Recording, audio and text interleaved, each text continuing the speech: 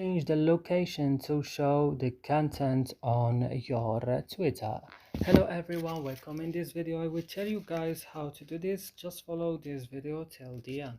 So first you need to go and open your Twitter. Then, as everyone know, when you open Twitter at the first time, it open directly on your homepage. So what can we do right now? Just we come to our settings, and here on not settings guys, search bar.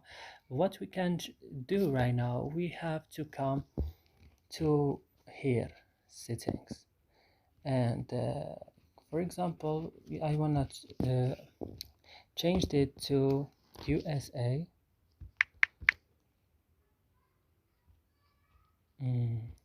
For example, this North Dakota.